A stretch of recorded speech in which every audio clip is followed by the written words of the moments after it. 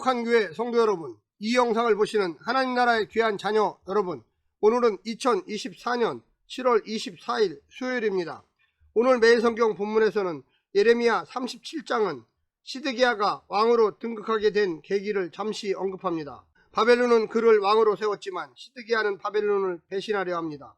이에 바벨론은 예루살렘으로 진격했고 이후에 잠시 예루살렘을 떠났지만 여호와는 바벨론이 다시 돌아올 것이라 선언합니다. 이스라엘은 바벨론의 심판에서 결코 벗어날 수 없을 것입니다. 오늘 본문을 나누어 보겠습니다. 예레미야 37장 1절부터 2절 도입부, 바벨론이 세운 왕 시드기야, 예레미야 선포를 거부, 3절부터 5절 시드기야의 기도 요청, 예레미야에게 사람을 보내다, 바벨론이 떠나다, 6절부터 10절 여호와의 응답, 돌아올 바벨론, 피할 수 없는 멸망. 오늘 본문 예레미야 37장 1절부터 10절 말씀을 듣고 다시 오겠습니다. 예레미야 37장.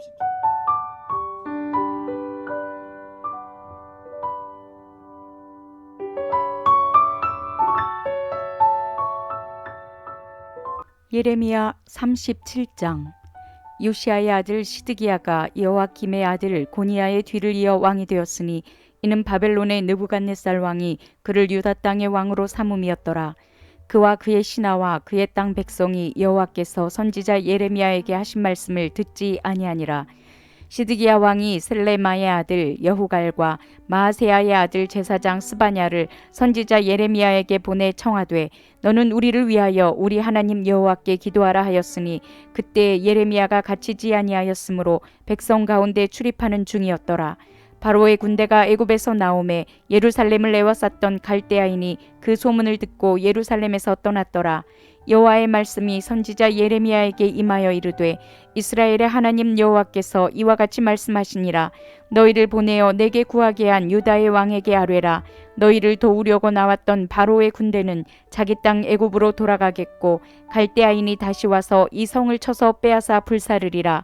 여호와께서 이와 같이 말씀하시니라. 너희는 스스로 속여 말하기를 갈대아인이 반드시 우리를 떠나리라 하지 말라. 그들이 떠나지 아니하리라. 가령 너희가 너희를 치는 갈대아인의 온 군대를 쳐서 그 중에 부상자만 남긴다 할지라도 그들이 각기 장막에서 일어나 이 성을 불사르리라.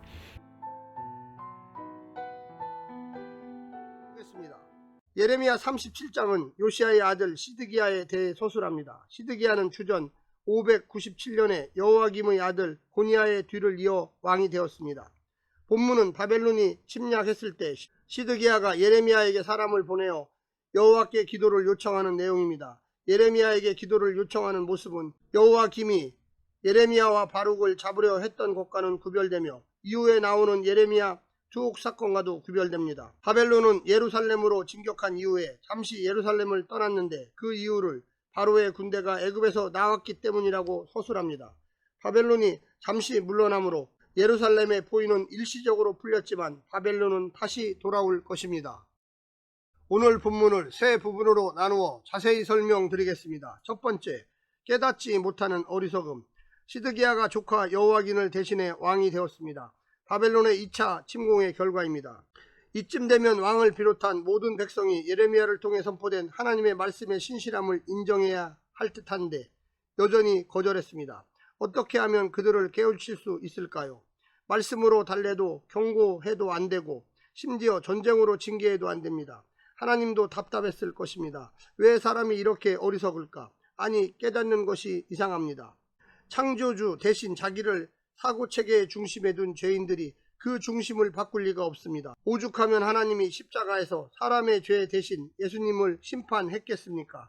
죄를 가볍게 보지 마십시오. 저절로 회개하는 경우는 없습니다. 사람의 죄와 세상의 망가짐에 놀라거나 기죽지 마십시오. 두 번째는 기도와 상황 해결. 바벨론의 3차 침공이 시작되자 시드기야가 예레미야에게 기도를 요청했습니다. 마침 이집트에 요청한 원군이 움직이자 바벨론 군이 퇴각합니다.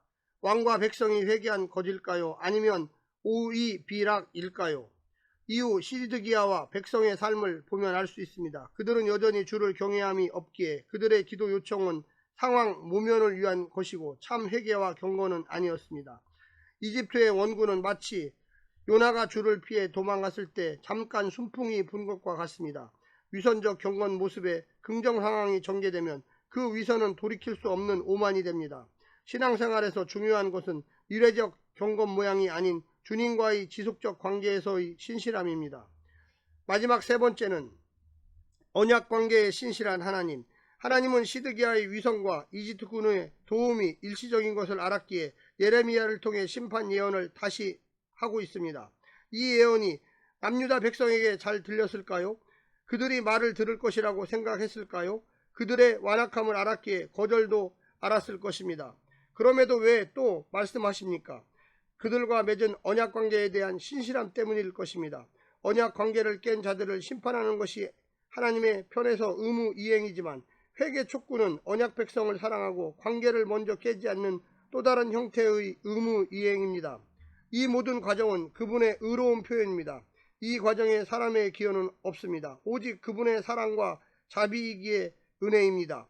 사랑하는 성도 여러분, 긴 장마와 무더위 속에 늘 하나님을 의지하시고 주님의 평강과 은혜가 가정마다 늘 넘치기를 바랍니다. 샬롬.